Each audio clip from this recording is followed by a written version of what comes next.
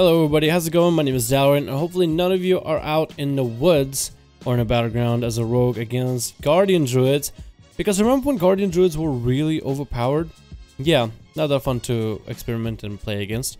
But recently Blizzard found a way to make them weaker, but not quite. So I was playing a battleground, and after just versing into this Guardian Druid, he was topping the charts in the Alliance.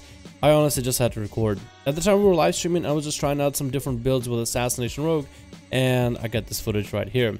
So, no matter how much I try playing Assassination Rogue, by the way, this is my build. I'm going to talk about my build in order for this to make a little more sense. Master Poisoner, Subterfuge, Vigor, all basic stuff, Elusiveness, and Prey in the Weak. I'm trying to get as many stuns on enemies as possible and trying to burst as many abilities as I can, especially my artifact weapon into it. Also, I have Agonizing Poison, which stacks in terms of a buff or a debuff on the enemy, makes them take more damage, and at 5 stacks it's about a Vendetta worth of damage increase, or at least that's what it looks like. And of course Venom Rush for that energy regen that I need here and there. Anyway, I was playing with this build a little bit, just having a bit of fun within battlegrounds, trying out new builds and trying to find ways to play Assassination, because it's one of those specs that is currently for me not the strongest. I'm not sure if it's because I'm not investing any AP into it, but it's mostly because, you know, I'm maining Outlaw. So of course I'm gonna get Outlaw done before any other spec. Or maybe Assassination is just one of those specs that I personally, I guess I personally, from my experience, would say that it almost feels like it's in a kind of like a weak position. It definitely is not what it used to be, let's say, at the very beginning of Legion when we were just wrecking fools.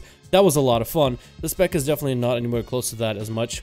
And as much as I would want it to be like an Affliction Warlock with daggers and really be all about damage over time, no matter how powerful of a build I go with, I cannot beat a Guardian Druid. Recently Guardian Druids did get nerfed by Blizzard, and while I was aimlessly jumping around with my whole team, the whole live stream was in on this, all but 2 of us got on this bear Druid, and all 8 of us, were actually able to kill this Druid. And that took 8 of us just to take this guy down. We popped every cooldown, we popped all our major abilities, we popped, what is it, new Full Moon from the Boomy. Like, we had every single cooldown available in the game, and it took us that much people just to kill a Guardian Druid. And that's what I was going to talk about before, about tanks and how they're weird in PvP in terms of if they deal too much damage than a DPS counterpart, then they basically make a better DPS. They're tankier, so they're less likely to die. And if they have a simple rotation, like let's say spamming Thrash, and then you spam Thrash, oh, and you don't forget to spam Thrash, and after you're done spamming Thrash, continue spamming Thrash.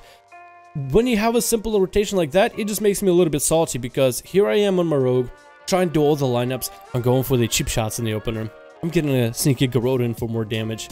I'm getting a Mutilate into Rupture. Now I'm out of combo points, I need to rebuild them. Hopefully that Mutilate crits. Oh yeah, 4 combo points, Kidney on the target. Let's get another Mutilate. Oh, 4 combo points in Venom, Artifact Weapon, Vendetta, everything. And the enemy is only about half health.